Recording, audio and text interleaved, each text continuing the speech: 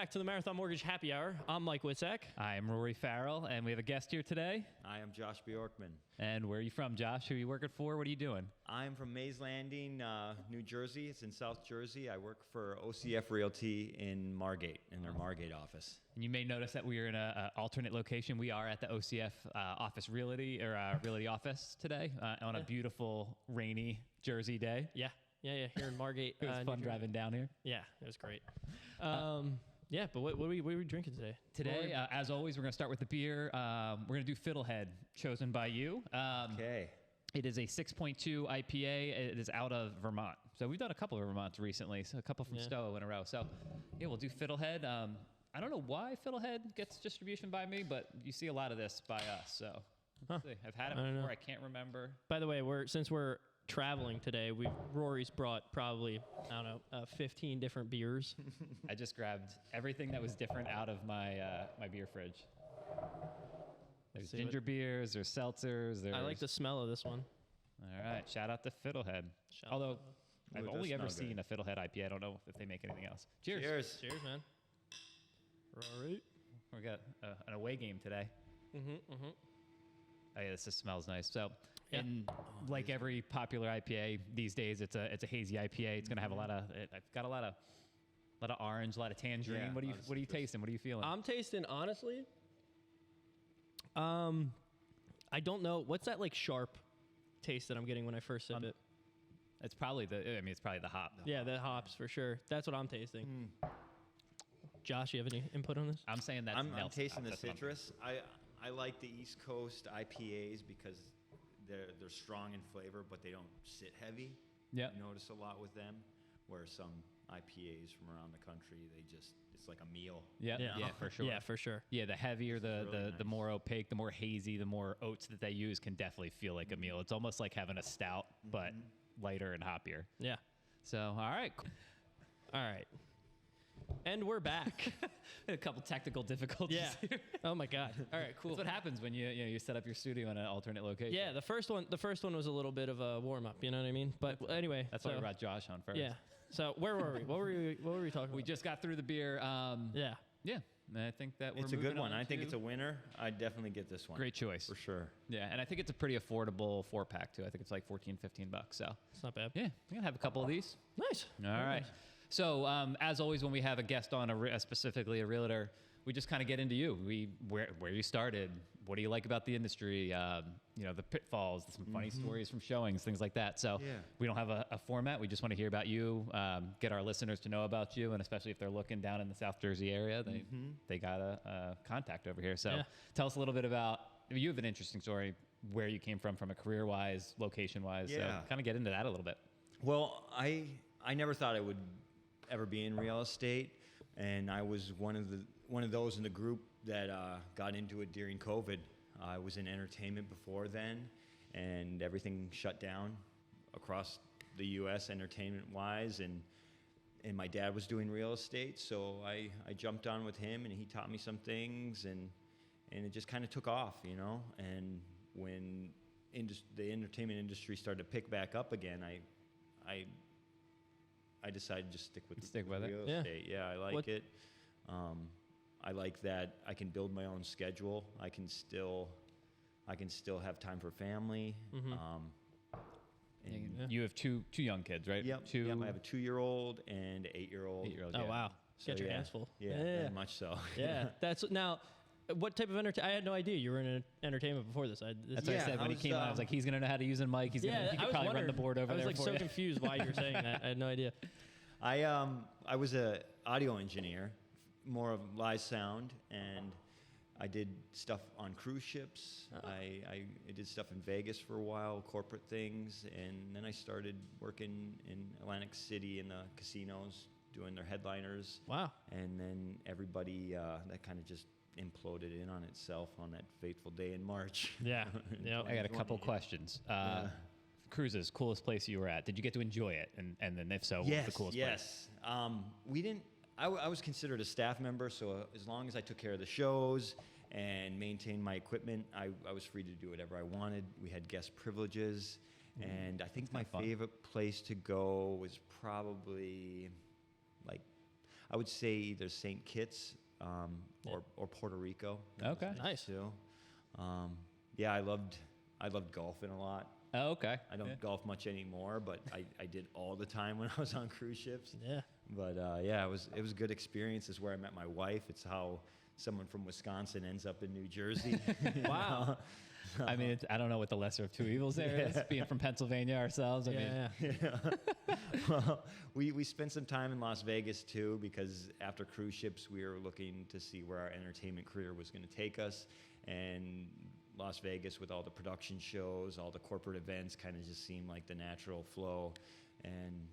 But since I've been in real estate, I really haven't looked back at that. You know, I still do things on the side here and there when I'm needed, but mostly just real estate now. Nice. Very nice. my second question about that is coolest like headliner or coolest show you saw, or something that you wouldn't have gone to on your own, but you're glad that you were there working. Yeah, it was probably one of my first gigs because I wasn't expecting to work when I went to it. I was going to see OAR and Robert Randolph Band. Oh yeah, I was And- probably at that show back that time frame.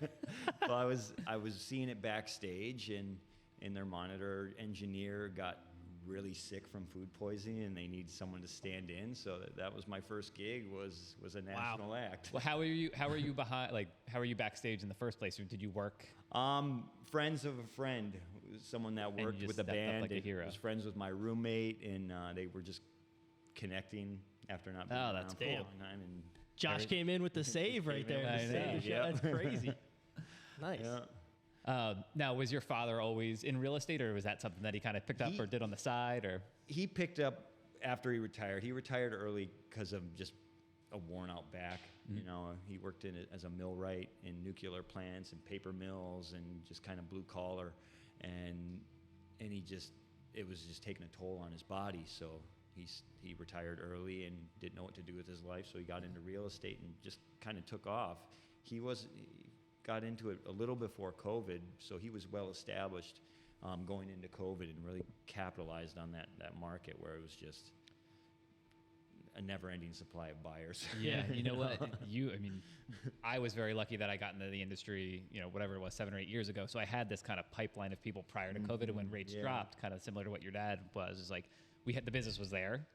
I feel bad because you kind of came in like in the midst Yeah. of COVID. So I came in at the tail end of COVID. And I'm like, if this is what being a loan officer's like, this is the coolest thing ever. awesome. I was like, damn. Yeah. And then 6 months into my career, it was like, the world's ending. It's all over. yeah, I'm you like, have to have that okay. book of business, or because you just didn't have the pipeline to Yeah. capitalize on the people who wanted to refinance. It wasn't even that though, because I really wasn't licensed for that long when the refinance boom was still happening. And then 6 months after, it was like, oh, this is going to be the worst 2 years of loans ever. Yeah. And I'm like, Yeah. oh, this is what it's like. This sucks. Well, but we're through it. to be able to get through it and to be able to kind of get out on the other side, hopefully, knock on Yeah. wood. Theoretically, we made it through the hard part, and if you can make it through that, then you're just going to be stronger. Hopefully, that's the goal. So, Yeah, and I wish I knew what I know now when I first started, because Sure. there was so much opportunity in the market at that time that so many people took advantage of it, where I was just getting my bearings at the time. But I feel like now we're getting back to more of a normalized market, and things are settling down. or the new normal, whatever that Yeah. looks But like. yeah, the new normal. But yeah, I'm excited to see what's going to happen in 2024. What do you guys think about like the spread between the 10-year yield and where interest rates are at, and why that spread is widening, and is that an indicator of where interest rates could go this year? I think there's a lot that goes into it. Obviously, it's not just the 10-year. It's a million different things. There's so many different. I mean, I have my take. What is Opinions. your take? I mean, I know my opinion well. I'm always like glass half full guy. I still think we're gonna have rate drops. I still think that maybe mid to high fives, maybe. Yeah. Tom seems to think that. Tom, our boss, Tom well. He's the nerd. Yeah. He pays attention to this stuff on a regular basis, on an hourly basis. He seems to think that we're gonna kind of stagnate around here. Yep. Honestly, if that's the worst case scenario and we stagnate around here, I mean that's kind of normal. Mid sixes is normal if you look at the history of mortgages. Yeah. Or rates. So for a 30-year fix in the mid sixes. That's Yeah. and it's not especially bad. when you were in the mid sevens, high eight or high Yeah. sevens, low eights. This looks good to people who have been in the market for the past 2 or 3 years. So I think even if this is the worst case scenario, I think we're all right. Yeah, I mean, it's pretty. I have my opinion. Clip it and ship it. First time ever on the camera. But here's my opinion. Hot take. Hot take. High fives. August going into September. Whatever happens after September and all the elections and everything, it's housing market. I think everything's going to slow down right around then, October, September. Whatever happens in November after that, we'll see. But that's my take on rates and where they're going. So So we'll see though. But we're kind of like we're touching high fives right now. Like we could be there in the next month or two, really, if things keep going the way they are. So we'll see. Yeah, we definitely could be. So I mean, I'm locking someone into a 30-year refi right now. What did I say? 5 3/4. 5 3/4. No, yeah, 5.75, 5.875, something like that. Yeah, 5 something like 6 that. 8. So yeah. now that's a specific situation. High loan amount, really good credit, tons of equity. We have like a little incentive from a lender right now that's incentivizing doing refis on conventional loans. So, but I mean, we're there though. We're really close. So we'll see what happens. I think the biggest issue, especially with your end of the thing, is we need inventory. I don't think people at this point, they've dealt with the high rates for so long. What's your opinion on that inventory? It sucks. You heard it But here. it also gives opportunity for more active agents that try to find off market opportunities. There's a lot of people who are on the sidelines right now, and they don't care about the rates. The rates are manageable. That's exactly what I was saying. And there's no inventory to go on top of it. But when I speak to a buyer, I want him to know exactly what he wants, areas, types of homes, so we can actively search opportunity for them. People that didn't get a chance to take advantage of the refi boom.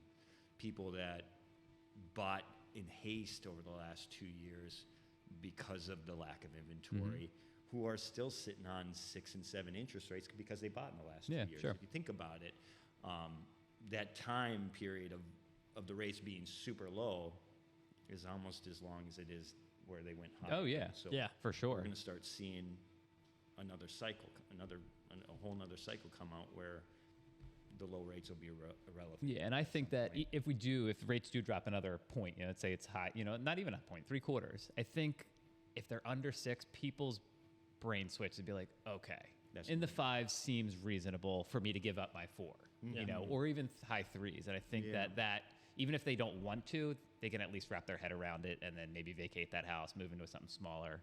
We'll see. Yeah. But one more thing I want to touch on. I think it's very cool. At the beginning, I think last year, I had this thought because I just didn't do a lot of social media. I should have done more. Mike started pressuring me to do better at social media. It's something that I think that you really took on head on, and looking at the analytics and all that stuff. And I talk with you a lot about that, and it's very impressive what you've done over the past year. So talk a little bit about that and how it's helped, and the pros and cons of that, and the pitfalls, and what you've learned. Well, it was definitely outside my comfort zone when I first started out. Now it just becomes second nature. It's hard to tell what business has come directly from it, but I have a lot of active sphere and past clients right now, so I can attribute that to my social media, just letting my sphere and past clients know that I'm in the business and actively working. So at a minimum, that's what I want my social media to do. I'm not concerned about likes so much as just continuing to put it out there. Yeah. And I've said that, since I kind of started, is like you have friends. You might have 1,000 friends that you've made over your lifetime, but you're not close with 1,000 people. You're close with like 5 people that you stay in touch with and you talk with, and they know you're a realtor. But those 1,000 other friends that you've made over time might be friends with you on social media. And it's like if you post on social media, now you're in their face too. You're not texting them every day, see how they are, but they know now that you're a realtor. And it's like that's gotten me a lot of business. I'm sure it's probably brought you some business inadvertently or maybe directly. I don't know, but it's the same thing. It sounds like with you too. Yeah, It's hard, like you said, it's hard to tell like where it comes from directly, but God, it's free. It's time. It's your time. Mhm. You know, Yeah. if you can get good at it, then why not do it? You know, it's like so much better than door knocking, or so much better than, you know, making 1,000 text messages or calls on a Saturday. You know, it's like, why not do that? So, Yeah. It takes an extra 2-3 hours out of my week to line up everything I need for the week. So it's not a daily thing. I like to just take it in batches. Just do it. And then Just get organized. put it all out. Yeah. Cool. Perfect. Very nice. Yeah. And now you got some stuff to ride with here for, Yeah. for a couple weeks. Yeah, I'll be Yeah, able we'll to get take a couple little clips from snippets this, and That's his job. Yeah, that's what. If you can Maybe get a nice, outtakes if you can for the find a nice wheelchair. 25-year-old that edits and just let him do all of it, it works. That's the dream, is just get so good and so rich that you're just paying someone else to do it for Yeah, you. right. Be nice. yeah. That's what I do with him. I just don't pay him. Yeah. All right. On that note, anything else you want to add? Anything? I mean, we'll put your socials in there. We'll put your, you know, all that stuff. But I'm just excited for 2024 to see what happens with the election year and just everything kind of normalizing out and not as volatile. Yeah. It's exciting to see what's going to happen. Yeah, Yeah. You guys are in a new office. Yeah. You guys are in here working hard. I see. We came in. Everybody was on the phones talking. yeah, head it's gonna down, be a good headphones year. on. We're like, Yeah. hey guys. Yeah. No, But no, awesome. it's gonna be fun. You guys have a lot of change this year, so it'll be cool to see how you guys develop that and work together as a team. And we're looking forward to watching it and being involved in it. So Yeah. Well, thanks for inviting me on. thanks for having Yeah, us. for sure, Thanks for dude. picking a good beer. Yeah, and thanks. happy Friday, everybody. Happy Cheers. Friday. Cheers. We cheersing with empty glasses. My Italian family would murder me.